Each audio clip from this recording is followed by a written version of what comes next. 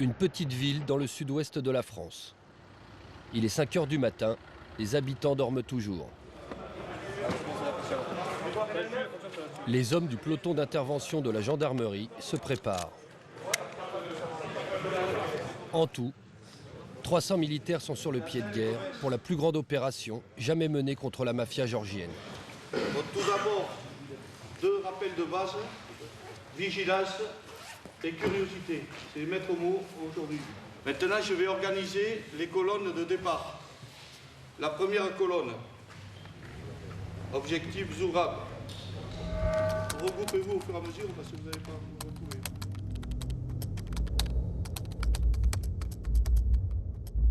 Zourab, c'est la cible principale des gendarmes. Son domicile est le premier visé.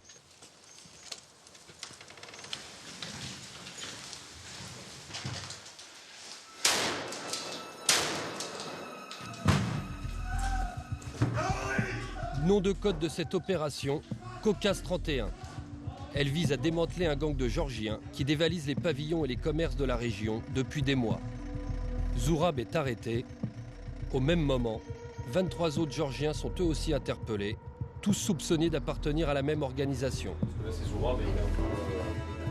Le butin saisi par les gendarmes, de l'or, des bijoux, de l'argent liquide, pour une valeur d'1,5 million d'euros. 1 an et demi de filature et d'écoute téléphonique pour découvrir que derrière ces cambriolages commis par des petites mains se cache une véritable organisation criminelle. Nous avons commencé au mois d'août 2010 à partir d'un gros cambriolage sur du matériel informatique, du petit matériel informatique. On s'est rendu compte qu'on avait affaire à une équipe très structurée, très bien organisée, voire presque paramilitaire. La France est devenue le nouveau terrain de jeu des mafias internationales. À chaque groupe, sa spécialité. Pour les Géorgiens, c'est le cambriolage. Ils viennent voler de l'or et des objets de valeur. Je suis proche des boss. Je m'occupe de récupérer l'argent. Les gangs roumains piratent des cartes bancaires. Une fois qu'on a fini de charger les cartes bancaires, qu'on a récupéré les codes confidentiels, on rentre tous en Roumanie. Les familles italiennes trafiquent des armes et blanchissent leur argent sale. Et les clans nigérians exploitent leurs prostituées. Si je ne veux pas payer, ils vont frapper ma famille et détruire notre maison. Enquête sur les nouvelles organisations criminelles qui sévissent en France. Nous avons mis 1 an pour remonter ces réseaux invisibles, comprendre leur fonctionnement et rencontrer les parrains qui tirent les ficelles depuis leur pays d'origine.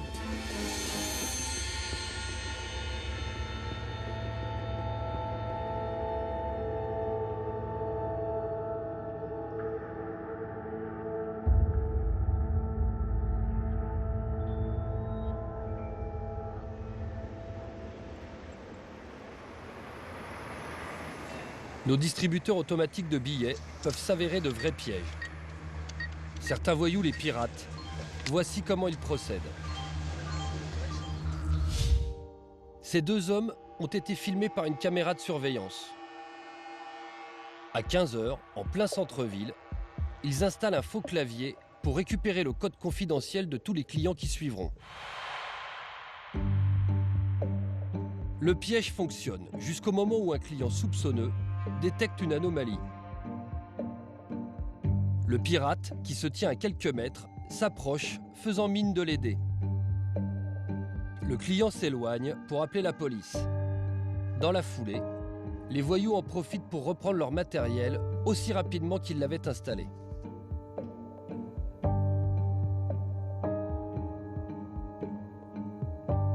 « 500 distributeurs de billets sont ainsi piratés chaque année en France. » À l'OCLCTIC, l'office de police qui lutte contre la cybercriminalité, la commissaire Adeline Champagnat nous explique avec du matériel saisi comment agissent les pirates pour voler les codes. Donc vous avez 2 méthodes pour récupérer ce code confidentiel, ou bien la méthode du faux clavier, voilà derrière comment c'est fichu, donc toutes vos frappes clavier vont être enregistrées. Ou bien la méthode de la réglette, qui va, elle, comporter une mini-caméra qui va donc filmer, une fois posé sur le distributeur automatique de billets, le code confidentiel que vous composez. Les voyous emboîtent la réglette à la vitesse de l'éclair.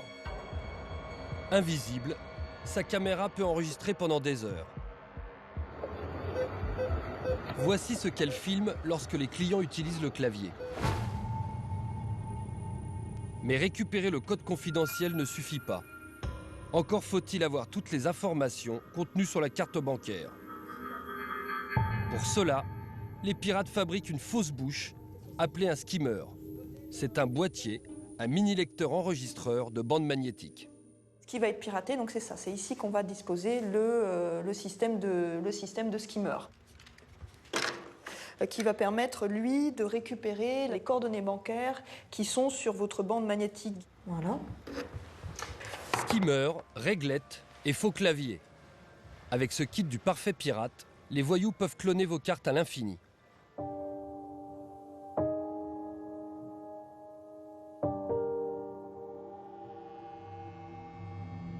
La plupart de ces pirates sont roumains.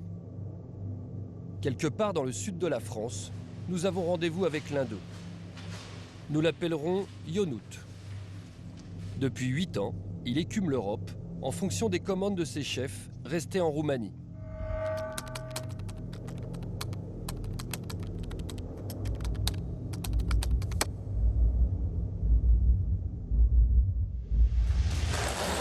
Les données piratées sur les distributeurs automatiques vont être recopiées sur des cartes vierges. Ionut accepte de nous montrer comment il procède. Pour sa démonstration, il me demande ma carte bancaire. Moi, je te donne ma carte. Il la passe d'abord dans son skimmer, un appareil semblable à celui posé sur les distributeurs. Maintenant, il a dans son ordinateur toutes mes données personnelles. Sur l'écran devrait s'afficher Jérôme Pierrat, qui est le nom du détenteur de la carte, avec toutes ces informations. Les 16 chiffres, la date d'expiration, tout est enregistré, tout. Ionut n'a plus qu'à prendre une carte vierge et à la repasser dans son skimmer. Je prends une carte vierge pour remettre toutes les données enregistrées dans l'ordinateur. Regarde, c'est une carte vierge. On la passe dans la fente du skimmer, toujours avec la bande magnétique vers le bas. Le tour est joué. En quelques secondes, toutes mes informations personnelles sont sur sa carte. Pour l'utiliser dans un magasin, il va falloir la maquiller avec des autocollants. Ionut va donner les fausses cartes à des petites mains qui seront chargées des achats et de retirer de l'argent. C'est la force de ce réseau, des soldats mobiles, difficilement repérables par les services de police. On attend la CR demain midi, pas de souci. Ça va être donné à différents acheteurs, donc ça peut être 10, comme 5 ou 6, qui là vont travailler à la commande. C'est-à-dire que les commandes vont arriver de Roumanie, ils vont les recevoir sur SMS, voilà, achète une voiture, du matériel IFI, etc., grâce aux cartes bancaires contrefaites. Les petites mains ramènent les marchandises au pays. Prudents, les grands patrons, eux, restent toujours en Roumanie et s'appuient en France sur des chefs d'équipe comme Ionut. Ici, c'est moi le chef. Je dirige un groupe et ces jours-ci, j'attends 3 ou 4 gars. Ils doivent venir travailler sur les cartes bleues avec moi. En ce moment, je suis en France, mais tout dépend du grand patron. S'il décide que mon groupe doit partir demain en Italie, ou alors en Grande-Bretagne, on ne sait jamais. Il nous envoie là où c'est le mieux. Aujourd'hui, je gagne environ 3 à 4 000 euros par mois. Pour l'instant, je ne veux pas m'arrêter. C'est un métier d'avenir.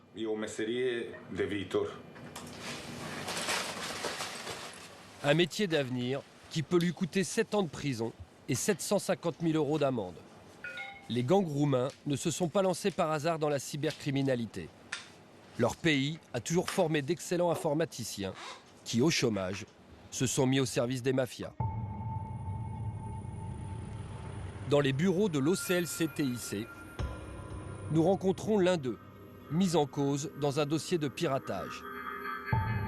Gabriel a 25 ans, il a quitté la Roumanie pour fuir ses réseaux pour lesquels il travaillait. Il y a des voyous qui viennent proches des informaticiens qui sont capables de faire des choses. Et par rapport à ça, ils commencent à faire.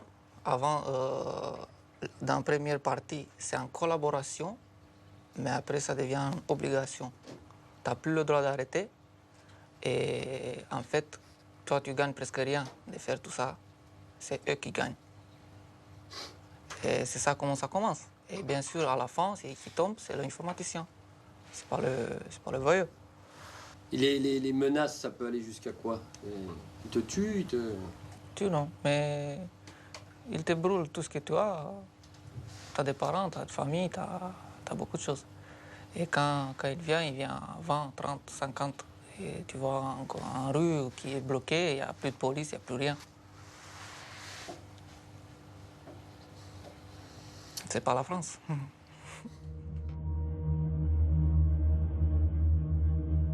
La plupart des pirates viennent tous de la même région, de la ville de Craiova, située à 200 km à l'ouest de Bucarest.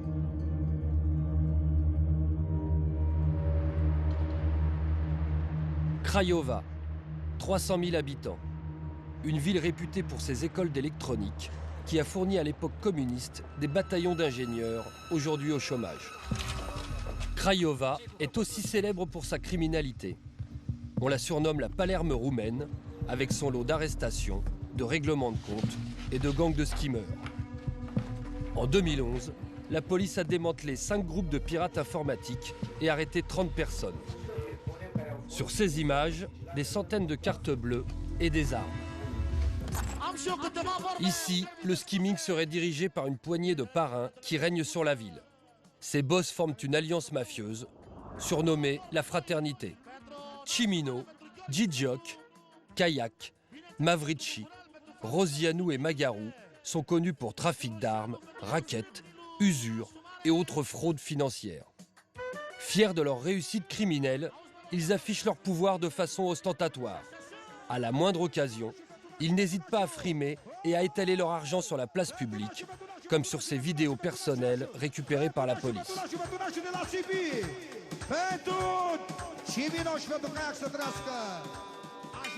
S'ils se montrent unis, les boss de la fraternité se déchirent parfois. En décembre 2008, Mavrici arrive en sang à l'hôpital. Que s'est-il passé? C'est Kayak qui m'a fait ça.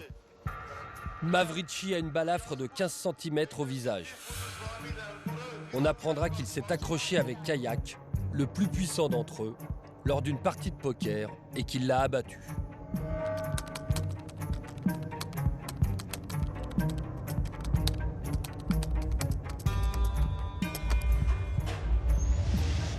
Mavrici est aujourd'hui détenu à la prison de haute sécurité de la ville. Nous avons obtenu l'autorisation exceptionnelle de le rencontrer. Il a été condamné à 25 ans pour le meurtre de Kayak.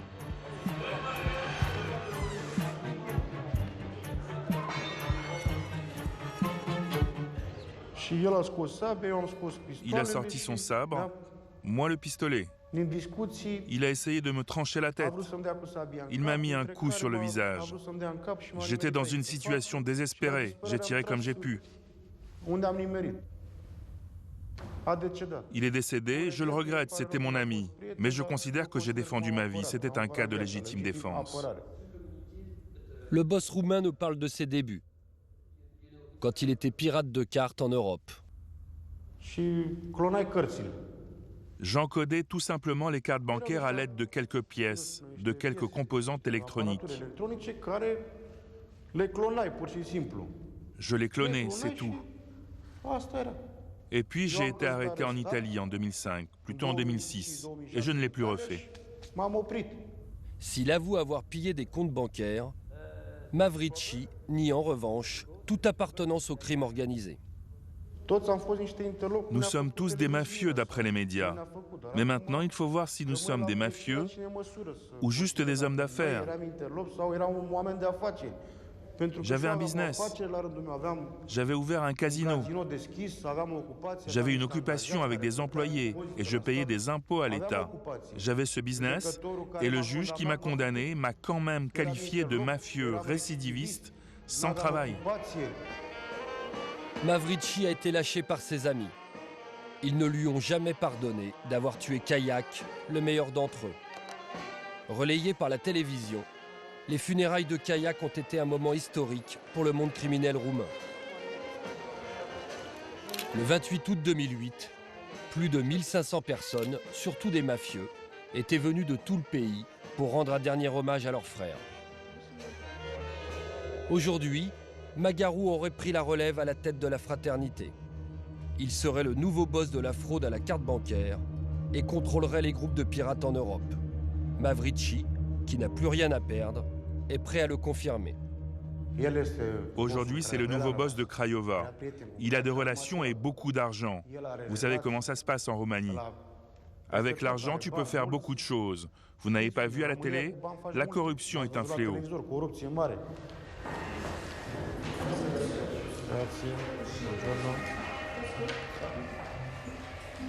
Nous avons contacté Magaru, mais il a refusé catégoriquement de nous rencontrer. Lorsqu'on parle de crime organisé, la loi du silence s'abat sur Craiova. Chez les voyous, bien sûr, mais plus curieusement, même du côté des autorités. Le chef de la police locale nous assure que le crime organisé n'existe pas dans sa ville.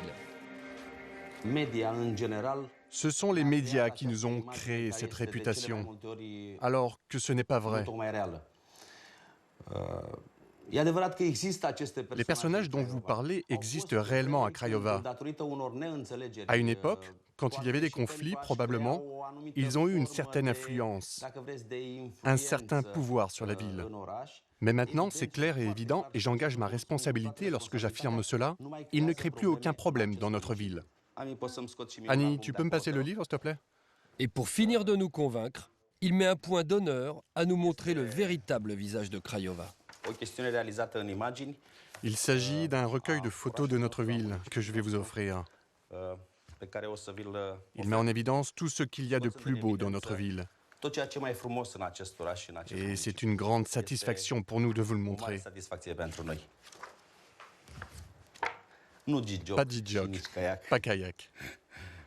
Ça, c'est la ville de Craiova.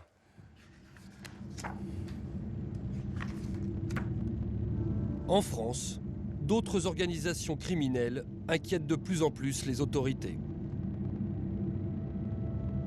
La mafia géorgienne, spécialisée dans le cambriolage. La plus grosse opération menée sur notre territoire a permis l'arrestation de Zourab et de son équipe de cambrioleurs. Ces hommes répondent tous aux ordres de parrains qui vivent à l'étranger. Des boss considérés comme les seigneurs du monde criminel.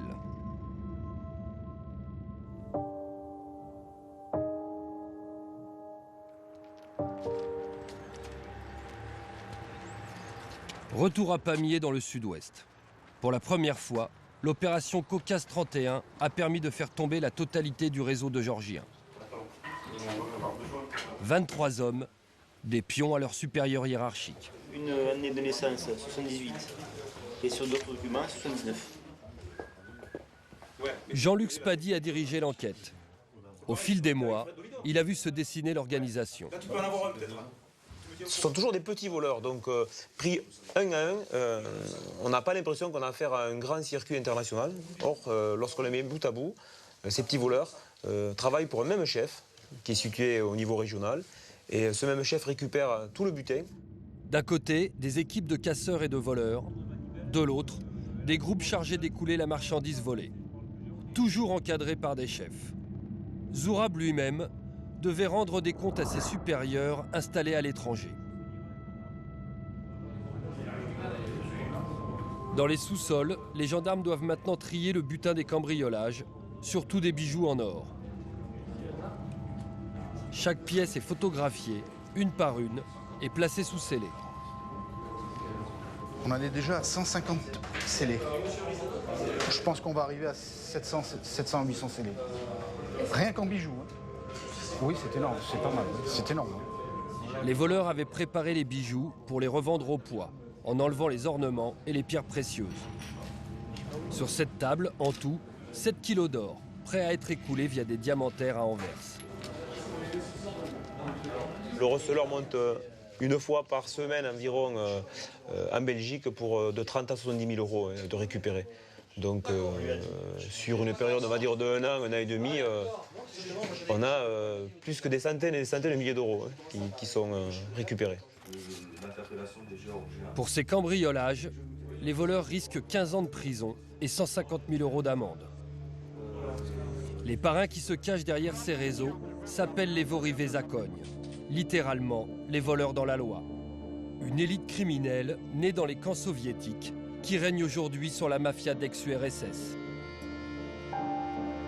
On reconnaît les Vorivés-Zakoń à leur étoile à 8 branches tatouées sur les épaules et à leur croix dessinée sur l'annulaire. Ces tatouages sont les symboles de leur autorité. Pour devenir Vor, il faut être accepté par les autres chefs mafieux et couronné lors d'une cérémonie.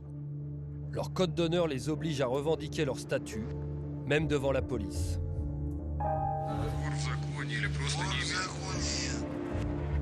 Les Vorivés-Zakoń sont au sommet d'une pyramide criminelle très structurée. Les pions, les Chestiorki, sont les cambrioleurs.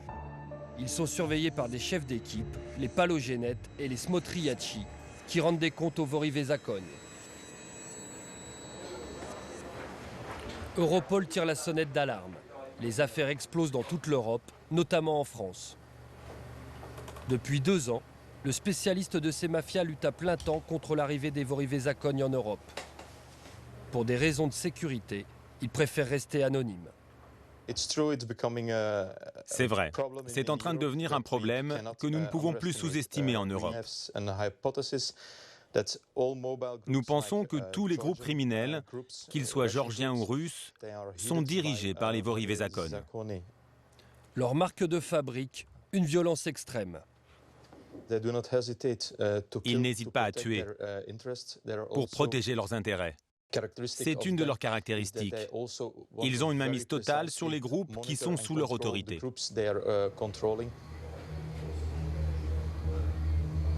Les 2 Vorivés-Zakoń qui contrôleraient les cambrioleurs installés en France sont Lacha Chouchanashvili, le roi des cambrioleurs en Europe, arrêté en 2012 en Grèce, et son mentor, Zakhar Kalachov.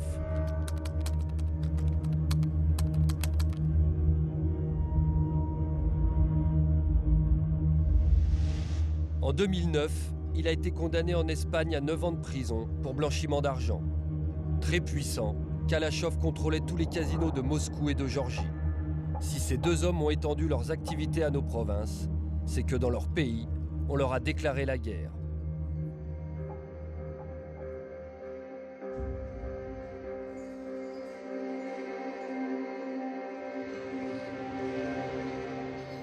La Géorgie est le berceau des Vorivés-Zakoń. Sur les 700 voleurs dans la loi existant dans le monde, la moitié sont des Géorgiens. Ici, ils ont régné en maître jusqu'en 2003.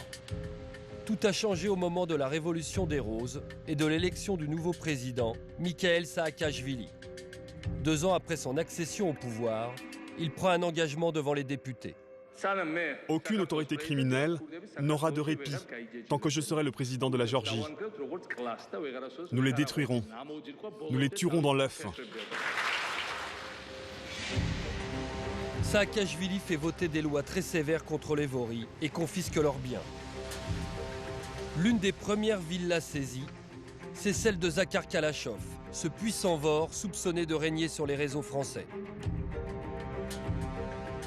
Confisqué par les autorités, sa propriété a été transformée en agence gouvernementale. Et Kaz Gouladze, la numéro 2 du ministère de l'Intérieur, nous explique comment elle a orchestré cette répression contre les Vorivés-Zakoń. C'était l'une des premières maisons que nous avons confisquées grâce à la nouvelle loi anti-mafia. À cette époque, la valeur de cette propriété était de 30 millions de dollars. Une villa de 1700 mètres carrés avec 30 pièces, dont 20 chambres à coucher. Dans le hall, un ascenseur aux vitres blindées. Toutes les vitres, toutes les fenêtres sont blindées. Tout est ultra sécurisé. Je me rappelle, la première fois que je l'ai visité, il y avait des ornements dorés partout. Il avait une bibliothèque et de cette pièce, on pouvait accéder à sa chambre privée par une porte cachée. Tous les criminels aiment ce genre de surprise. Mais pour moi, la plus grande surprise était que dans cette bibliothèque, il n'y avait aucun livre. Au sol, l'étoile à 8 branches, le fameux symbole d'Evory Vesacogne. Il y a beaucoup d'entrées et de sorties dans cette maison. J'imagine pour pouvoir s'échapper. Et aussi, sur le toit, une piste d'atterrissage pour son hélicoptère. Une piste d'atterrissage pour son hélicoptère, mais aussi une piscine. Et au fond du parc, derrière les arbres, un court de tennis inachevé. La lutte contre l'Evory a été compliquée, car ils avaient noyauté toute la société géorgienne. En s'attaquant à eux, c'est tout un système que le nouveau gouvernement a voulu détruire. On l'a fait à un moment où la moitié de la police respectait plus les criminels que le nouveau gouvernement. Nous avons tout fait pour faire tomber cette institution. Un à un, les Voris sont donc arrêtés. Des opérations coup de poing très médiatisées par la police. Le simple fait d'appartenir à cette confrérie mafieuse les condamne à 7 ans de prison. Pour les confondre, les autorités se servent de la propre loi de ces criminels. Quand on leur pose la question, les Evory Vesacogne doivent avouer qu'ils font partie de la mafia.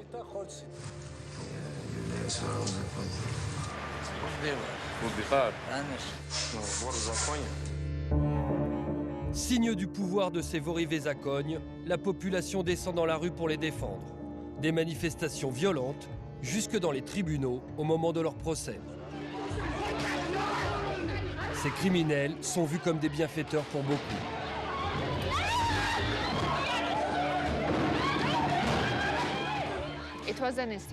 C'était une institution très influente.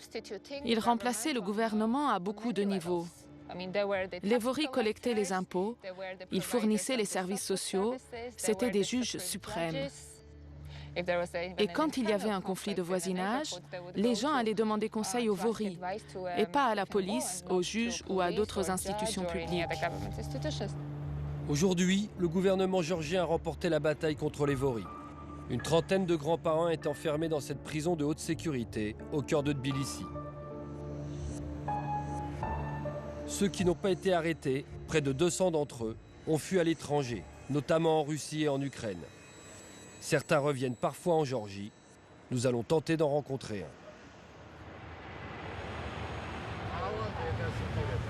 un. Un de nos contacts, un truand géorgien prénommé Levan, nous informe de la visite éclair d'un de ses Vory dans la région.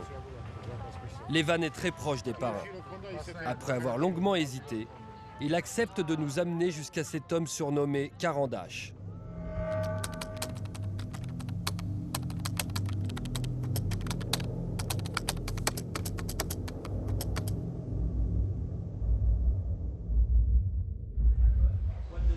Nous pouvons le rencontrer, mais sous certaines conditions. Nous devons préparer les questions à l'avance et les lui soumettre. De plus, notre traductrice ne pourra pas venir avec nous pour l'interview. Le Vor Vesacogne refuse la présence de toute personne étrangère à l'équipe de tournage. Est-ce que c'est une loi très sévère? Qu'est-ce qui le préoccupe? Levan mènera lui-même l'entretien, qui se déroulera le lendemain, loin de la capitale. Car Karandash refuse de venir à Tbilissi, où il pourrait être arrêté. Pour le voir, nous nous rendons dans une auberge en pleine campagne.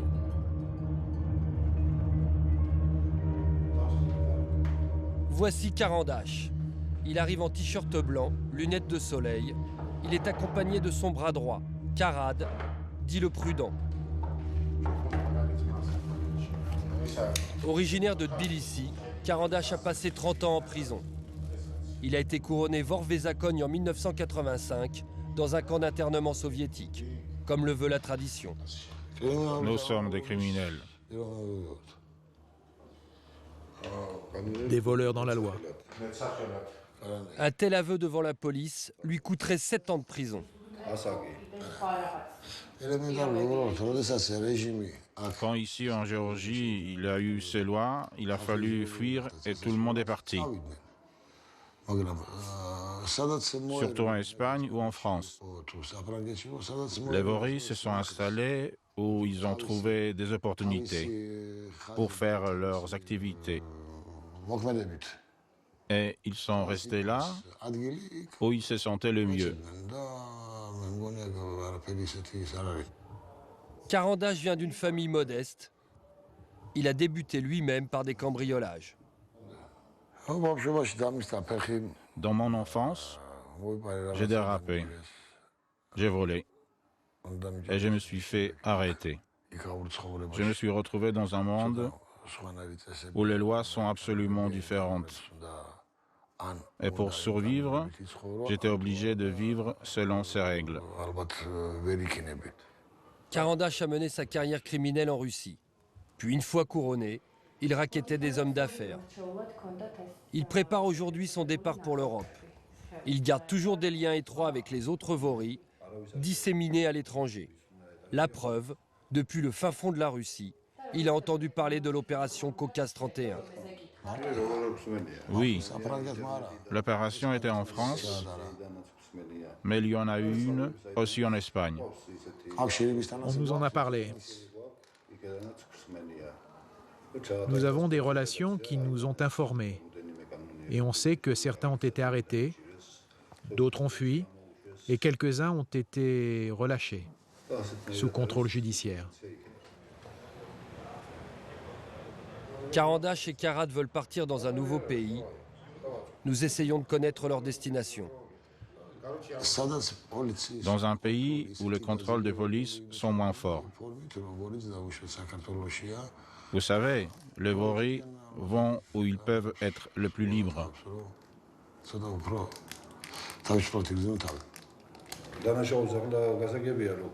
Nous avons les moyens financiers de nous installer où on veut.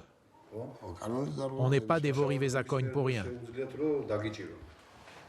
Ils n'en diront pas plus. La situation en Géorgie est trop délicate et ils restent prudents avec nous. Face à notre insistance, ils proposent que les vannes nous servent de guide dans un autre pays.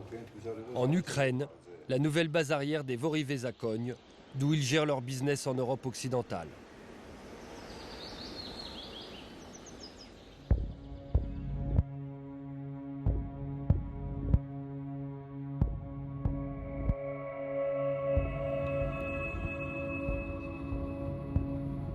Deux mois plus tard, nous arrivons à Kiev, la capitale de l'Ukraine, sous la neige par moins 25 degrés.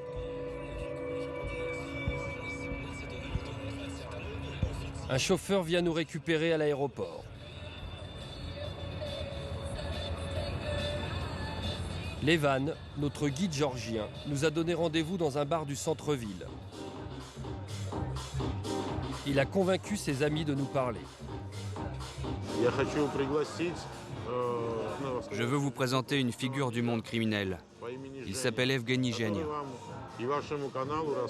Il va vous raconter tout ce qui concerne la vie des Voris-Vézakogne et leurs coutumes. Il a refusé d'être filmé dans un bar. Alors on va aller ailleurs.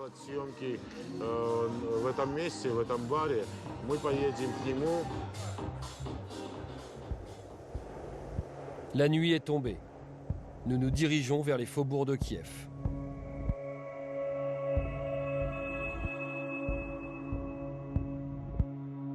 Evgeny a 32 ans, dont 3 années passées derrière les barreaux pour cambriolage. Dans la pyramide criminelle, Evgeny est un smotriachi. Le smotriachi, une sorte de lieutenant qui seconde le Vor. Sa mission, récupérer l'argent pour alimenter l'Obchak, un fonds d'entraide pour les voyous. Pour le financer, c'est la règle. Chaque groupe de cambrioleurs cotise à hauteur de 15% de son butin au Voris-Vézakogne. L'Obchak, c'est la mutuelle des voyous. Je suis responsable de l'Obchak, d'organiser la redistribution de cet argent. Avec cet argent, on n'aide pas seulement celui qui est en prison, mais toute sa famille.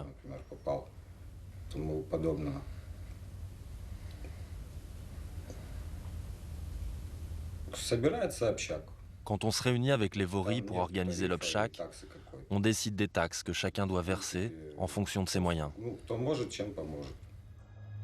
Ensuite, comme tous les smotriachi, Evgeny doit veiller à ce que tout le monde paie, quitte à user de la force, voire à tuer. Il doit noter le montant et la date des versements de chaque groupe, comme sur ces bouts de papier facilement dissimulables, trouvés par la gendarmerie sur des smotriachi qui travaillaient en France. Aujourd'hui, si l'obchak sert toujours comme fonds d'entraide pour la confrérie, la plus grosse partie de l'argent finit dans la poche des Voris. Tout le monde le sait, mais personne ne remet en cause leurs décisions. Les Voris Vezakogne sont respectés plus que tout. Il faut bien comprendre qu'un Vor est comme un président. Il règne sur tous les criminels. Recruté en prison par la confrérie, Levan nous montre la marque d'allégeance qui le lie à vie à ses seigneurs. Mort aux flics, longue vie aux frères. C'est un détenu qui m'a fait le tatouage. Ça s'est passé dans la cellule en 1997, avec de l'encre de Chine, une aiguille et un fil. Tous les Voris ont donné leur consentement. Ça a été fait en bonne et due forme. Code d'honneur, solidarité. Pour nous prouver la force du lien qui unit les membres de la confrérie, Levan nous emmène au cimetière central de Kiev. C'est là où repose l'un de ses amis, tué en 1998. 14 ans après, il fait toujours l'objet d'un culte. Levan est très ému. C'est le tombeau d'un célèbre Vor, surnommé le Crâne. Ce mausolée a été érigé grâce à l'argent de l'Obchak et les gens qui l'ont voulu ont aussi fait des dons personnels.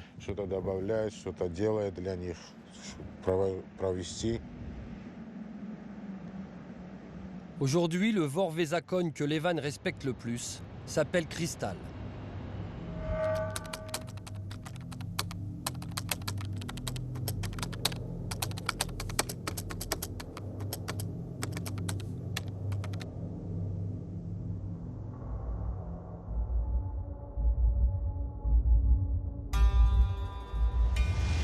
Cristal est en prison, où il purge une peine de 14 ans. Il a été arrêté en 2007 pour l'attaque d'un douanier de l'aéroport de Kiev. Nous voulons le rencontrer. Levan, notre guide géorgien, a corrompu quelques fonctionnaires. Ils ont laissé sortir le parrain mafieux. Aussi incroyable que cela puisse paraître, Cristal vient nous donner une interview. C'est la première fois qu'il parle devant une caméra.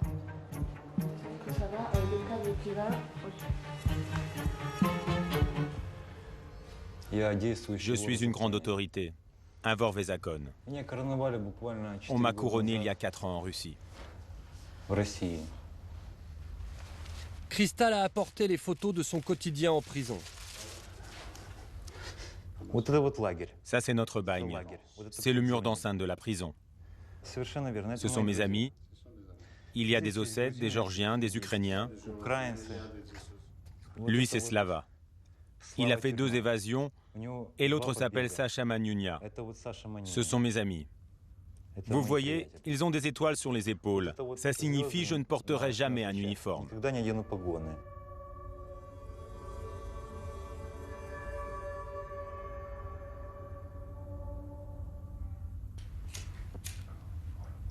Qu'est-ce que ça signifie être Vorizakon? Que signifie être un voleur dans la loi? C'est le roi du monde des criminels. C'est une icône du monde criminel. Vous pouvez imaginer un chrétien qui prie devant une icône. Si cette icône t'ordonne d'agir de telle ou telle manière, tu obéis. Ça ne peut pas être autrement. Vous comprenez? C'est indiscret de lui demander comment ça se passe un couronnement? Pour que tu sois couronné, tu ne dois jamais avoir trahi personne. Et des voleurs dans la loi doivent donner leur consentement. Il suffit de 3, même seulement de 2 voris pour témoigner en ta faveur. Ils garantissent que tu es pur. Et après, on fait passer l'info dans toutes les prisons, dans tous les bagnes, qu'un nouveau voleur dans la loi est né. On diffuse son nom, qui appartient désormais au vrai monde criminel. Si quelqu'un ne l'écoute pas, qu'est-ce qui se passe pour lui? Personne ne me désobéit. Ça n'existe pas. J'ai vu que sur un de ses doigts, il avait un tatouage. Il peut nous dire ce que c'est? Ça signifie que je suis un vore. C'est une croix que porte le voleur dans la loi pendant toute sa vie. Si tu es vore, tu l'es jusqu'à la fin de tes jours. Vous comprenez? C'est ma croix. Ok. Alors, merci beaucoup. Merci, Bas. Il va retourner en prison maintenant? Oui. Cristal va devoir regagner sa cellule. Il lui reste encore 9 ans à tirer avant de retrouver sa liberté. Il n'a pas l'intention de s'évader, car depuis sa prison, il continue à gérer ses affaires en toute sécurité. Une autre mafia a pris pied en France. La mafia italienne, la plus ancienne en Europe, qui date du 19e siècle.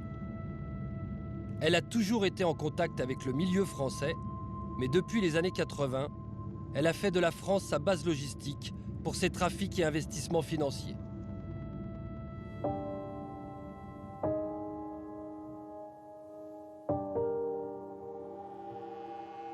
« 33 kilos de cocaïne pure à 99%. Parmi les accusés figurent les membres présumés d'une organisation mafieuse du sud de l'Italie, la 'Ndrangheta calabraise. Juin 2007, les frères Magnoli, des Italiens installés à Valoris, sont arrêtés et condamnés à 10 et 8 ans de prison.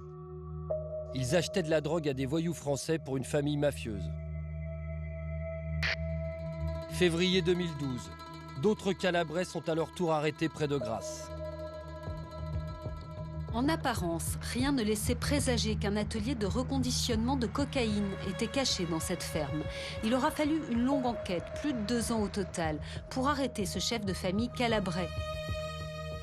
2 arrestations à 5 ans d'intervalle de familles calabraises établies en France. Elles seraient liées à la 'Ndrangheta, la mafia originaire de Calabre, cette région située à la pointe de l'Italie. Ces clans contrôleraient 60% du trafic de cocaïne en Europe. Direction Gênes, dans le nord de l'Italie. Ici, nous rencontrons un repenti de la 'Ndrangheta. Il y a 15 ans, il avait précisément pointé du doigt ces familles mafieuses. Dans les années 80, Giovanni Gula était l'un des hommes clés du trafic de cocaïne pour le compte de l'organisation calabraise.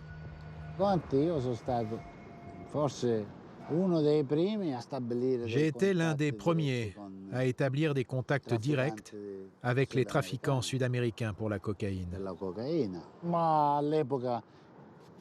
À l'époque, disons que la 'Ndrangheta travaillait en sous-marin et ne faisait pas parler d'elle.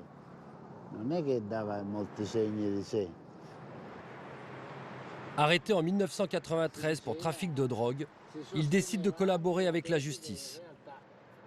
Giovanni Gula révèle l'implantation de la mafia dans le sud de la France aux policiers italiens et français. Je leur ai dessiné la carte des clans en France. Je leur ai parlé de l'infiltration de la mafia calabraise en France et surtout sur la Côte d'Azur. Et je leur ai aussi décrit comment était structurée cette organisation. Selon lui, 8 familles de la mafia calabraise vivaient dans les Alpes-Maritimes. Leur QG était à Nice et les succursales disséminées dans le département, à Menton, Antibes, Valoris et Grasse.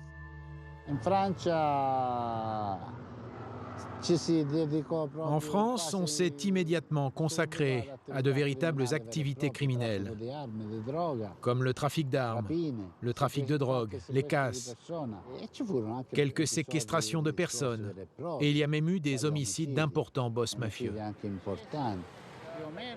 À l'époque, la police française n'avait pas compris l'ampleur du phénomène. Les autorités françaises ignoraient le problème, ou elles le traitaient de façon très superficielle. Ils pensaient que c'était de la petite délinquance. Ils ne pensaient pas à une véritable organisation criminelle, à un crime organisé qui devait rendre des comptes aux Calabrais. Les arrestations des 2 familles mafieuses installées à Vallauris et à Grasse ont prouvé que le repenti disait vrai. Selon ces révélations, il en resterait donc 6 autres en activité dans les Alpes-Maritimes. Une autre affaire va confirmer l'implantation de la mafia italienne en France. Toulon, décembre 2008. Les gendarmes découvrent une trentaine d'armes enterrées dans le jardin d'un pavillon de banlieue. Une cache utilisée par Dario Tedesco, un mafieux napolitain qui a fui l'Italie. La maison appartient à la famille d'Antonio Tufano, un petit délinquant franco-italien qui l'a accueilli en France. Ensemble, les deux se livrent à du trafic d'armes pour les vendre à la Camorra, la mafia napolitaine. Au tribunal de Toulon, le procureur Nicolas Bessonne supervise cette enquête. Il travaille depuis 4 ans sur la criminalité mafieuse dans le sud-est de la France.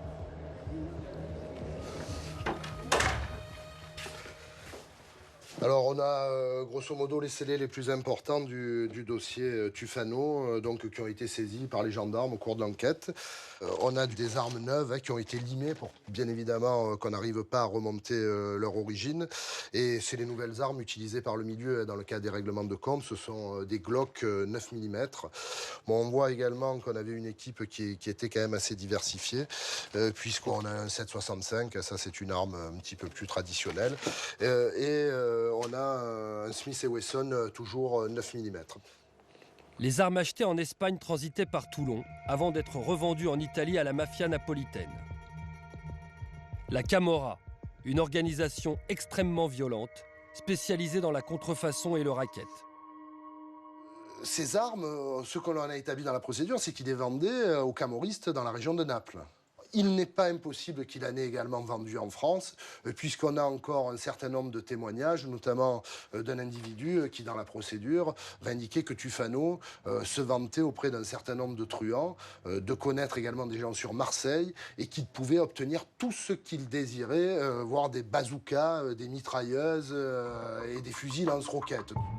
Jugé à Toulon en mars 2011, Antonio Tufano a été condamné à 8 ans de prison ferme pour trafic d'armes. Dario Tedesco, lui, a été jugé à Naples. Il a pris perpétuité pour meurtre. Si la justice a pu arrêter ce trafic d'armes entre la France et l'Italie, c'est grâce aux révélations d'un autre repenti, l'un des plus grands boss de la mafia napolitaine.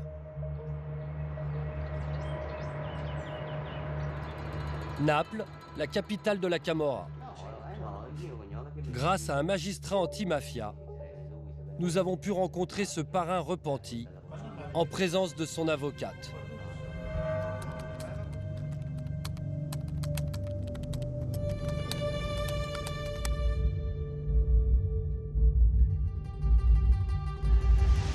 Giovanni Messina a dénoncé les siens en échange d'une liberté surveillée sous haute protection.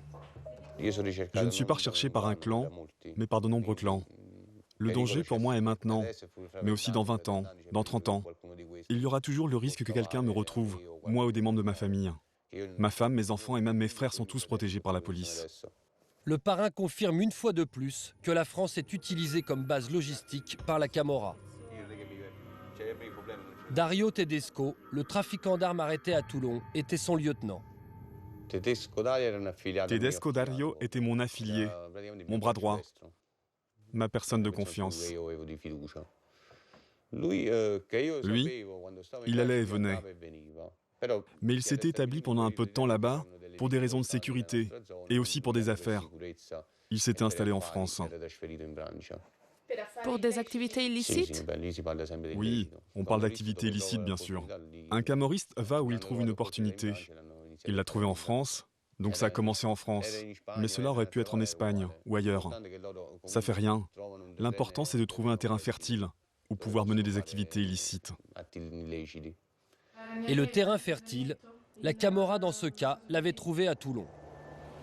Mais pourquoi cet intérêt pour la France?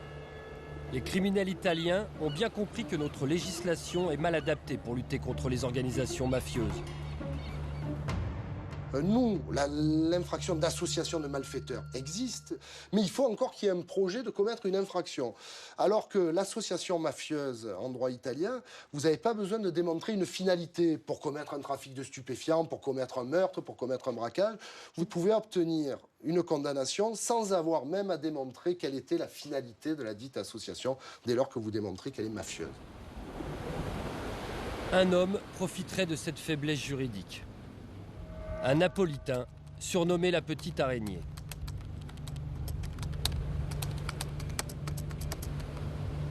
Condamné pour association mafieuse, trafic de drogue et détention d'armes, en Italie, il est toujours considéré par les magistrats comme l'un des boss de la mafia napolitaine. Roberto Cavallone, le procureur de San Remo, est chargé d'enquêter sur le personnage. Il essaye de trouver le moyen de l'arrêter, une bonne fois pour toutes.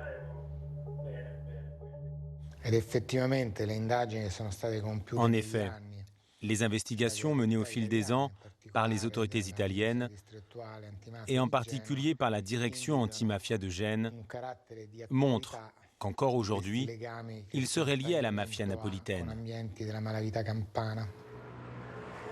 La Petite Araignée vit depuis 20 ans en France. La première fois que la police s'est intéressée à lui, c'était en 1990. Il est alors soupçonné de vouloir blanchir l'argent de la mafia napolitaine en voulant racheter le casino de Menton.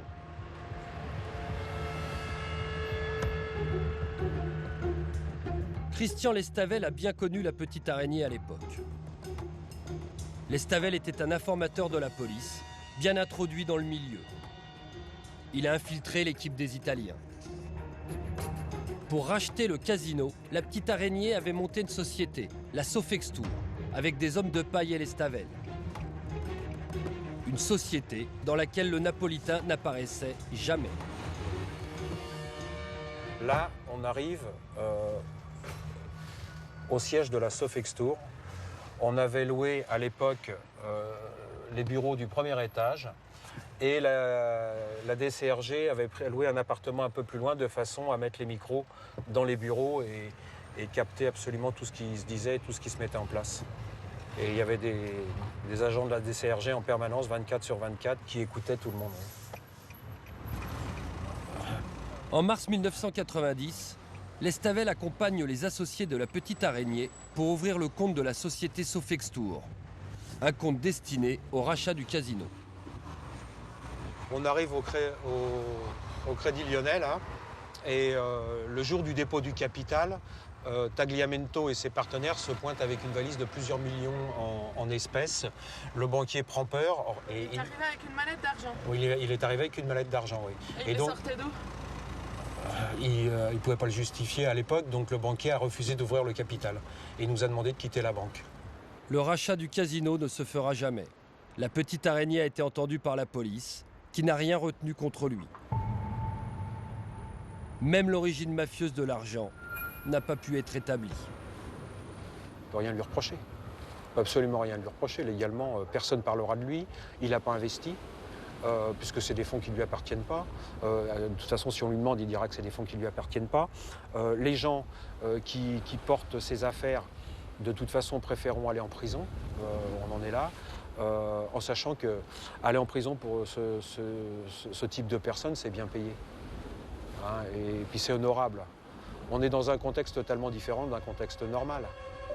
Selon Lestavel, la Petite Araignée donne des ordres, mais s'arrangerait toujours pour rester dans l'ombre.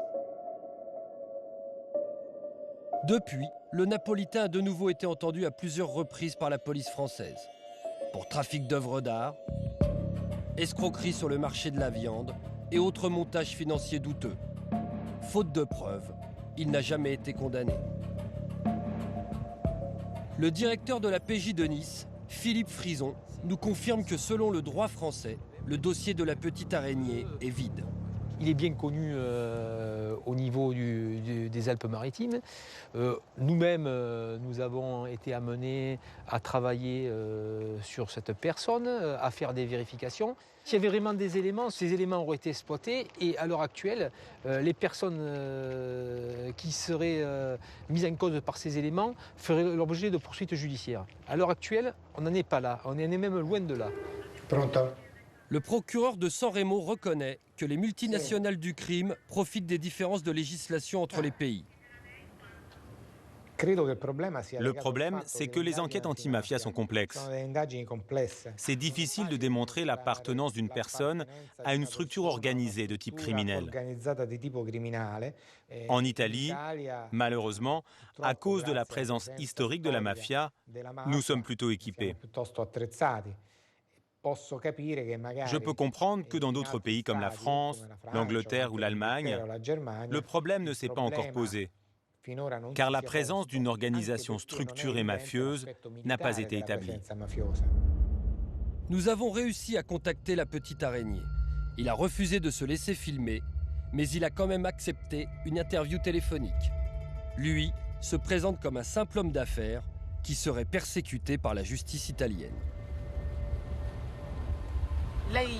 Vous êtes souvent présenté comme l'ambassadeur de la Camorra. Mais que voulez-vous que je vous réponde? Que je suis l'ambassadeur de la Camorra? Je ne suis pas un camorriste ni un mafieux. Aucune condamnation ne le confirme. Seulement quelques juges et policiers anti-mafia le disent pour faire carrière. Oui, mais on dit que vous connaissez des gens de la mafia calabraise et napolitaine. Écoutez, je connais beaucoup de gens, beaucoup. Ce ne sont pas des camorristes. Ce n'est pas parce que je suis napolitain que je dois savoir s'il y a la Camorra sur la Côte d'Azur. C'est comme si j'étais argentin et que je devais forcément savoir danser le tango, mademoiselle. Je n'en peux plus. Ils veulent créer un phénomène qui n'existe pas. Donc vous considérez que sur la Côte d'Azur, il n'y a pas de mafia. La Camorra, l'Ndrangheta, c'est une invention pour vous. Écoutez, selon moi, il n'y a rien de tout ça. Rien. Zéro. Rien du tout. Officiellement, la petite araignée fait de l'immobilier sur la Côte d'Azur. Récemment, il s'est lancé dans l'import-export de vodka à destination des pays de l'Est.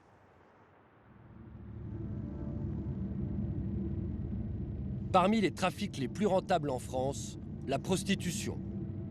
Depuis une quinzaine d'années, une nouvelle mafia étrangère a installé ses filles sur nos trottoirs. Les gangs venus du Nigeria contrôlent aujourd'hui la totalité de la filière, du recrutement en Afrique à l'exploitation dans la rue.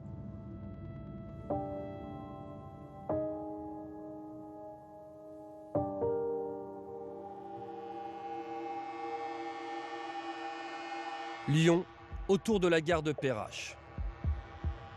Elles sont des centaines de Nigérianes à racoler sur le trottoir ou à attendre le client dans leur camionnette.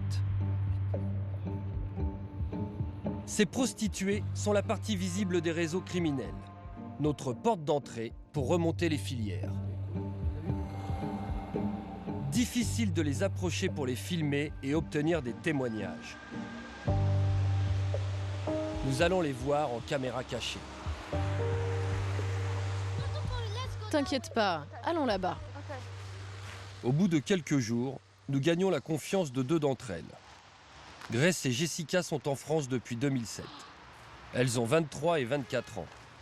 Non. Tous les jours, elles arrivent ici à leur poste de travail à partir de 17h et enchaînent les passes pendant 5 heures. Est-ce que ça va? Il fait froid ici. Ça ne vous dérange pas que je reste ici avec vous? Non, pas de problème. Comme elles, il y aurait 5000 Nigérianes à se prostituer en France, qui rapporteraient plus de 15 millions d'euros chaque année. Comment ces filles se sont-elles retrouvées sur les trottoirs lyonnais? Elles acceptent de nous rencontrer le lendemain, dans le local d'un ami, à l'abri des regards. Jessica et Grace sont toutes les deux originaires de Benin City, une ville du sud du Nigeria. Elles ont tout quitté pour devenir prostituées en Europe à l'âge de 18 ans, juste après le lycée. Je suis arrivée en Italie avant d'arriver en France. En Italie? Oui, nous avons pris un bateau de la Libye. Et après, vous êtes arrivé en Italie? Oui, en Italie et après à Lyon. Si Jessica est arrivée en bateau via l'Italie, Grace, elle, munie de faux papiers, a pris un vol direct pour Paris. 2 itinéraires et un même réseau qui a financé leur voyage et les surveille de près. Pendant que nous sommes en train de filmer, soudain, un coup de fil. Hello, oui, je suis là dans 10 minutes. Oui, je suis en train d'arriver. C'est pour ça que je ne suis plus chez moi. Jessica est rappelée à l'ordre par sa mère Macrel, sa madame comme on les appelle au Nigeria. Elle doit partir et s'empresse de préparer son matériel. Je l'utilise pour travailler dans ma camionnette. Certaines utilisent des bougies, d'autres la lumière du plafond. Moi, je préfère ça, car les bougies peuvent salir ma camionnette. C'est pour ça que j'utilise la lampe. Jessica partie, sa copine Grace craque et se livre. Elle nous raconte comment ces madames les tiennent financièrement. Quand tu es arrivé, tu savais que tu allais être dans la rue? Ouais, on me l'avait dit, mais je ne pensais pas que ça allait être comme ça. Je ne pensais pas que j'aurais été traitée comme ça.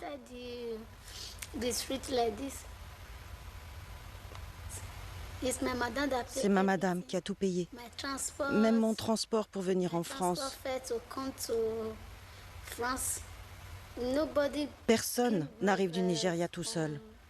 C'est la madame qui amène tout le monde. Aucune fille ne vient toute seule.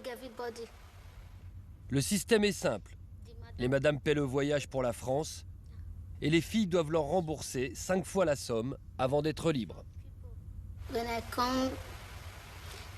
Quand je suis venue, on m'a dit que je devrais rembourser 50 000 euros.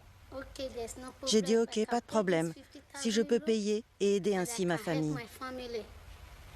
Je dois tout payer moi-même, ma nourriture, le loyer, je paye tout cela toute seule. Oui, tu payes avec ton travail? Oui. Tu payes et ensuite tu dois payer la madame? Oui. Tous les 10 jours, je dois lui donner de l'argent. En 5 ans, Grace a déjà remboursé 45 000 euros. Il lui reste encore 5 000 euros à donner à sa madame, sans avoir jamais pu envoyer le moindre centime à sa famille.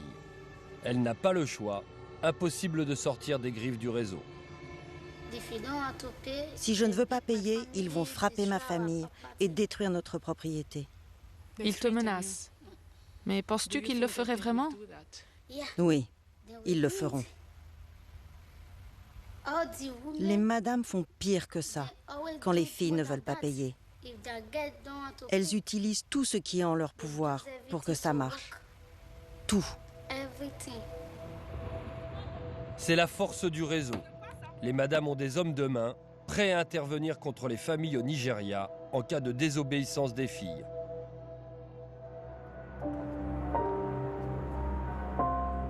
Avant d'arriver en France, la plupart des Nigérianes transitent, comme Jessica, par l'Italie. Et plus particulièrement par la petite ville de Castelvolturno, près de Naples. La plaque tournante des Nigérians en Europe. Castelvolturno, 25 000 habitants. La moitié sont des immigrés africains. Les Nigérians ne se sont pas installés ici par hasard. Le sud de l'Italie a toujours été une porte d'entrée privilégiée pour les immigrés africains. Les clandestins y trouvent facilement du travail comme saisonniers dans les exploitations agricoles. Castelvolturno, c'est aussi et surtout un territoire sinistré, contrôlé par la mafia napolitaine. La Camorra trouve dans ces clandestins un réservoir de main-d'œuvre corvéable à merci, qui vivent dans des squats comme celui-ci.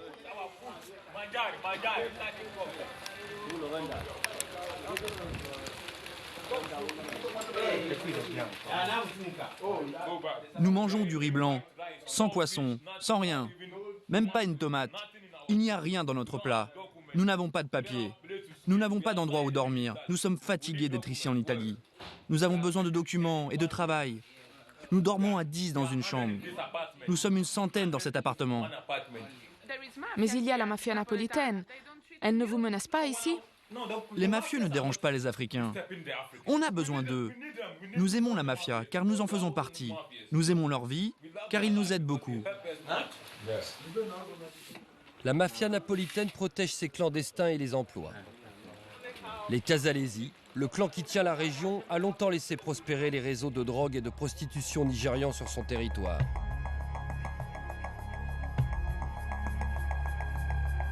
Tout bascule le 18 septembre 2008. Avec 2 pistolets, une mitraillette et une kalachnikov, ils ont tiré au moins 130 balles, avec la claire intention de ne laisser aucun survivant. La piste mène au bras armé des Casalesi. 7 trafiquants africains abattus par les Casalesi, le clan le plus violent de la Camorra. Objectif, stopper la montée en puissance de la mafia nigériane et reprendre le contrôle du trafic de la drogue. 7 morts! C'est la guerre! Dommage collatéral de cette guerre des mafias, 3 jours d'émeutes dans la communauté nigériane, lasse d'être prise en otage entre le crime organisé et l'indifférence des autorités. Moi, je travaille pour 25-30 euros par jour. Eux, ils nous tuent. Moi aussi, je vais aller vendre de la drogue. Mauvaise pour le business, cette guerre entre les deux mafias se termine par un traité de paix. Les Nigérians doivent désormais reverser un pourcentage de leur trafic à leurs confrères italiens. Souleymane vit à Castelvolturno depuis 4 ans. C'est un des leaders de la communauté africaine qui côtoie de près les deux mafias. La mafia nigériane n'a pas peur de la Camorra, parce qu'elles se sont associées. Ils ont fait un pacte? C'est ça? Ouais, c'est ça. Des accords, comme ça personne ne se tue. Ouais. Les affaires ont repris et tout le monde y trouve son compte. Les camoristes gagnent de l'argent sans rien faire et la mafia nigériane peut utiliser Castelvolturno comme plaque tournante pour faire rentrer les prostituées en Europe. Déjà depuis l'Afrique, les filles connaissent le nom de Castelvolturno. C'est vrai? Oui, c'est vrai. Ces filles arrivent ici pour faire le tapin, mais la plupart partent se prostituer en France, en Allemagne ou en Suisse. Mais là-bas, il y a beaucoup de contrôles de police. Quand les policiers les arrêtent, ils les renvoient en Italie et elles reviennent ici. En 10 ans, Castelvolturno est devenu la tête de pont de la mafia nigériane en Europe. Un hub criminel au système bien rodé. Des passeurs chargés de la logistique récupèrent les prostituées. Kenneth est l'un d'eux. Il a fait rentrer des dizaines de filles en Italie. Depuis le Nigeria, on les conduit dans un aéroport étranger ou dans un port où elles prendront un bateau clandestin pour venir en Europe. On donne aux filles un téléphone pour qu'on puisse avoir le contrôle absolu pendant leur voyage. Le passeur a le rôle de contrôler, de garder les filles et de s'assurer qu'elles ne partent pas, comme si c'était un troupeau, des vaches, des moutons. Il ne faut pas qu'elles s'échappent. Selon le nombre de filles convoyées, Kenneth gagne entre 3 et 5 000 euros par voyage. On leur fait jurer obéissance au pays, avec des rites vaudous. Puis, on leur donne tout pour arriver ici. Des papiers en règle. Ce sont des organisations puissantes qui obtiennent des documents auprès des ambassades ou dans les préfectures, auprès de ceux qui peuvent faciliter l'obtention de papiers. Et après, c'est facile. Un passeur, s'il réussit à faire voyager 2 ou 3 filles, ça rapporte plus. Et c'est moins risqué que le trafic de drogue. Des passeurs, des mères maquerelles qui ne seraient que des pions au service d'un vaste réseau. Pour rencontrer ceux qui tirent les ficelles, il faut aller au Nigeria, là où ils se cachent. Le Nigeria, le pays le plus peuplé d'Afrique, miné par la corruption.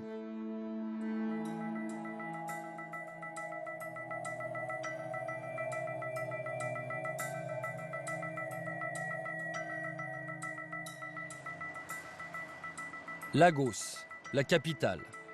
Une mégalopole de plus de 15 millions d'habitants. Des bidonvilles à perte de vue et partout, le chaos et la misère. Nous avons rendez-vous avec une certaine Lara. Selon nos informateurs, ce serait une madame qui emmène des filles en Europe. Ici, elle est propriétaire d'un hôtel-club à la mode. Pour visiter son établissement, nous nous présentons comme des touristes à la recherche de bonnes adresses à conseiller en Europe. Lara a passé 20 ans à Londres et prétend avoir financé son hôtel avec son salaire d'institutrice. Ici, c'est la partie piscine.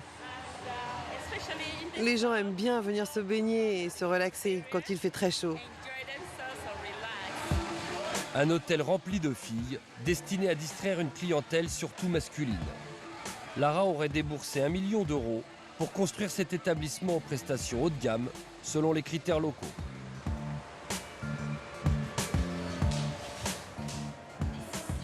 C'est la pièce du jacuzzi, où vous pouvez venir vous relaxer avec votre partenaire. Jacuzzi, massage, tous les ingrédients sont réunis pour le plaisir des sens. Pourtant, la madame, la mère Maquerel, persiste à nous faire croire à son passé d'institutrice. C'est beau. C'était votre rêve de construire tout ça? Oui. Après avoir travaillé pendant tellement d'années comme prof, je me suis dit, que puis-je faire pour développer mon pays? Et surtout les nouveaux quartiers comme celui-ci. Je suis donc rentrée et nous avons développé ce quartier. Et Londres ne vous manque pas? Non, à cause de la météo. Je suis vieille maintenant et j'ai besoin de me détendre. J'ai besoin d'un endroit au soleil où me relaxer jusqu'à la fin de ma vie. Une retraite au soleil pour la madame.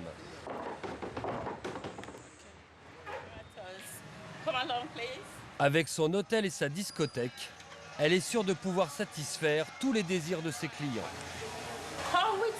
Venez avec beaucoup d'amis, vous vous amuserez. Il y a tellement de filles pour danser, pour s'amuser et se détendre avec vous. Le soir même, pour essayer d'en savoir plus sur elle, nous retournons dans le nightclub de l'hôtel de Lara.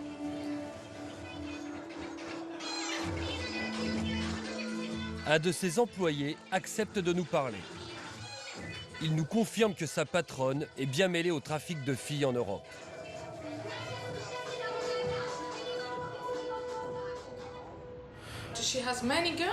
Elle a beaucoup de filles? Beaucoup. Elle en a beaucoup. Elle a vécu à Londres pendant longtemps. Et nous nous servons de cette ville comme une base. Les filles restent là-bas pendant un certain temps.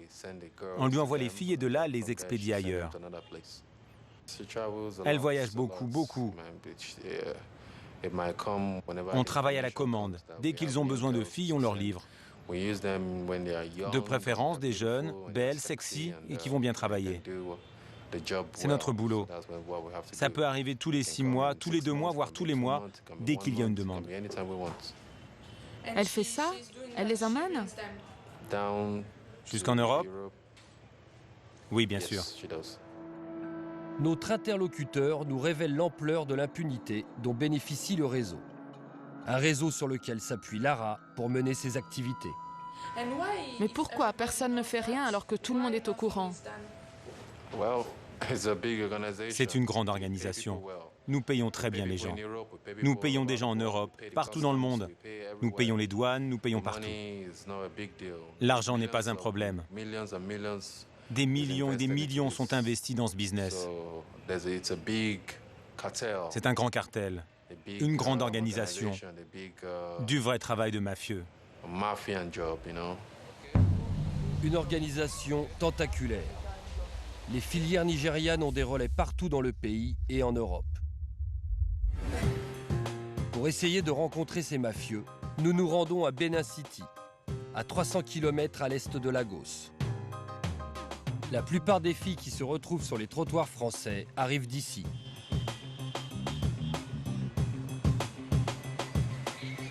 À Benin City, nous attend Loulou Dedola. un musicien écrivain lyonnais qui a longtemps vécu dans les bidonvilles nigérians et côtoyé ces milieux. Il peut nous aider à approcher les fournisseurs, ceux qui vendent les filles aux madames. Mais pour y arriver, le seul moyen, c'est de se glisser dans la peau d'un trafiquant d'êtres humains. Les madames tiennent le marché, mais Loulou sait comment les court-circuiter. Communément, et c'est vrai, ce sont des femmes, des anciennes prostituées qui font venir ces filles, communément. Mais c'est pas toujours le cas. Il y a des hommes qui ont plein de filles qui travaillent pour eux. Et même parfois, ils sont ici dans cette ville. C'est pas obligatoire qu'il y ait une madame. Je peux très bien, moi, m'occuper de mettre cette fille et relever les compteurs. C'est pas un problème. Des filles considérées comme du bétail, prêtes à partir pour l'Europe. Ici, c'est facile pour de trouver une fille. Elles veulent toutes partir. Les conditions de vie ici, tu les vois. Et en plus, maintenant que des filles sont allées là-bas et rapportent de l'argent aux organisations et à leurs familles, ça met la pression sur celles qui s'y refusent. Elles passent pour de mauvaises filles. Pour nous prouver qu'il est facile de recruter une fille, Loulou Dedola va tenter d'en acheter une.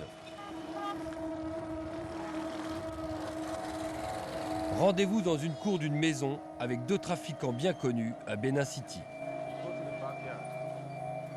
Pour être crédible, il se fait passer pour un propriétaire de bar en France qui cherche à faire travailler des prostituées dans ses établissements. J'ai des bars, j'ai des clubs en Europe. Je voudrais ouvrir un club avec des filles. Peut-être qu'on pourrait commencer par une fille qui viendrait me rejoindre en Europe. Comment on peut faire ça? Loulou Dedola les appâte en leur promettant de l'argent. Je vais te payer. Je peux même te donner une avance. Est-ce que tu peux faire entrer la fille dans l'espace Schengen, par l'Italie, la France ou l'Espagne? Ouais, c'est facile. C'est facile? J'ai dit que c'était facile. Dès que j'ai l'argent, c'est facile. J'ai quelqu'un qui peut obtenir des visas, les mettre sur le passeport et ensuite acheter le billet. Quel moyen de transport? Comment elle arrivera dans notre pays? Par avion? Par voiture? Par avion, par avion. Ils peuvent avoir un visa et mettre la fille directement dans l'avion. Ces gens sont très forts. Pressé de questions, le trafiquant lui révèle la manière dont il fait rentrer les filles en France. Le stratagème est simple. Elles voyagent avec un visa en règle, mais pour un tout autre pays que leur véritable destination. Elle aura un billet pour la Corée du Sud. Elle part pour la Corée? Elle va prendre Air France avec une escale, et pendant l'escale, quelqu'un viendra la chercher. Tu comprends? Donc la fille est supposée aller en Corée du Sud. Et pendant l'escale, on la fait entrer clandestinement en France. C'est la ruse du moment. Reste maintenant à négocier le prix. Bon, dis-moi pour le prix. 13 000. 30? 13 000. 1, 3. Dollars? Non, euros. Quand je dois vous donner les 13 000? Après avoir vu la fille? Et après qu'elle ait prêté serment? Ce serment, c'est la grande marque des réseaux nigérians. En cas de désobéissance, la malédiction est censée s'abattre sur les filles et leurs familles. Loulou Dedola veut nous montrer comment les trafiquants s'assurent une emprise totale sur les filles. Nous allons assister à une cérémonie vaudou, unique en son genre, le serment du Juju. Nous avons rendez-vous avec le sorcier Ogiobo, l'un des plus réputés de la ville. Il se vante d'avoir jujuté des centaines de futures prostituées. Exceptionnellement, Loulou Dedola a obtenu l'autorisation de filmer la cérémonie. Bienvenue au Nigeria. Je suis le grand sorcier. Bienvenue dans mon palais. Voici Efes, la jeune femme que les trafiquants ont recrutée pour Loulou Dedola. Elle sort de l'université et elle est au chômage. Venez, suivez-moi. Efes a 24 ans Elle est persuadée qu'elle va se prostituer en Europe. La jeune femme ne sait pas que nous sommes journalistes.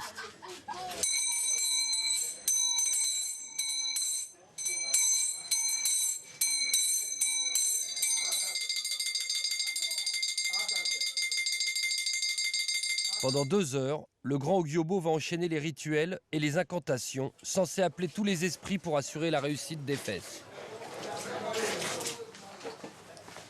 Le talc sur le ventre, un élixir pour faire disparaître les problèmes. Quel est ton nom? Éphèse. Et toi, Toutou, Cette femme, l'oracle m'a dit de m'occuper d'elle et de la faire jurer devant le Juju. Ainsi, elle ne va pas vous arnaquer. Maintenant, levez-vous. On y va. Éphès est maintenant prête à jurer devant le Juju. Viens là. Déchausse-toi. Viens ici. Mets-toi à genoux. À genoux, à genoux. Vous venez là. Le Juju est symbolisé par cet autel, un amoncellement de cadavres d'animaux mêlés à des cendres. Voilà le Juju. Avec ce serment, Éphès s'engage à rembourser Loulou des dollars, censé être son nouveau maître. Quel est ton nom? Éphèse. N'aie pas peur. Ce Juju va tuer quiconque essaiera de vous arnaquer. Si tu truandes, cela te tuera. Est-ce que tu peux aller là-bas et payer cet homme? Oui. Es-tu sûr? Oui. Combien? 50 000. 50 000 euros? Oui. Quand tu seras là-bas, maintenant répète tout ce que je vais dire. Si tu ne payes pas cet homme, Si je ne paye pas cet homme, le Juju va te tuer. Juju va me tuer. Tu mourras. Je mourrai. Tu deviendras folle. Je deviendrai folle. Tu divagueras. Je divaguerai. On dira à ta famille Vous direz à ma famille que tu es morte. que je suis morte. Tu auras un accident. Un accident. Tu mourras. Je mourrai. Touche ici. 50 000 euros que tu paieras à cet homme. Quel est ton nom? Loulou. Loulou. Maintenant, prends ça avec ta bouche. Allez, avec ta bouche. Lève-toi. Dès qu'ils vont aller trop loin, je vais les arrêter, d'accord? Mâche. Mâche la noix. Aucun autre sorcier ne pourra t'enlever ce sort. Tu as promis, sinon tu mourras. C'est ton destin. Laisse-moi voir ta bouche. Avale. Après avoir ingurgité cette noix de cola, le Juju se poursuit généralement par des sévices physiques qui marquent les filles à jamais. Loulou exige que la cérémonie s'arrête. C'est bon. Allez. Allez, suivez-moi. J'ai beaucoup de travail. Toi et toi, vos problèmes sont résolus. Il ne faut pas vous inquiéter. Vos problèmes sont terminés. On remercie le Seigneur. Le sorcier laisse son numéro à Loulou. Il pourra l'appeler si un jour en France, Éphès lui désobéit. Quelques heures plus tard, les trafiquants nous convoquent pour leur remettre la somme d'argent promise. Nous n'irons pas au rendez-vous. Avant de partir, dans une chambre d'hôtel, à l'abri des regards, nous expliquons à Éphès la véritable raison de notre présence ici. Elle est déçue de découvrir que Loulou ne l'emmènera pas en Europe. Ne t'inquiète pas. Oublie ce qui s'est passé aujourd'hui. Allez, prends soin de ta famille. Savais-tu pourquoi tu allais en Europe? Oui, je le sais. Et ça ne te faisait pas peur? Non, je n'ai pas peur. Ma décision est prise. Je suis d'un milieu modeste. Je suis la seule fille de la famille. Je voudrais aider ma pauvre mère. Tu as demandé à partir? Oui, un homme est venu et m'a demandé si j'aimerais partir. J'ai répondu oui. Et vous êtes nombreuses à vouloir partir? Oui, il y a beaucoup de filles qui attendent l'opportunité de partir. C'est une opportunité pour toi? Oui, je pense. Chaque année, elles sont des centaines, comme Efes, à tout quitter pour essayer de sortir de la misère en Europe. Aujourd'hui, 50 000 prostituées nigérianes seraient exploitées dans l'espace Schengen. Un chiffre en augmentation constante.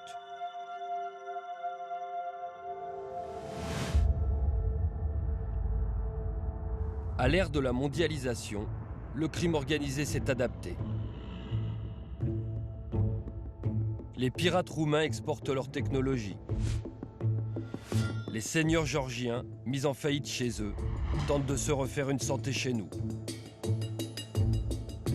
Les tauliers italiens ouvrent de nouvelles bases logistiques en France.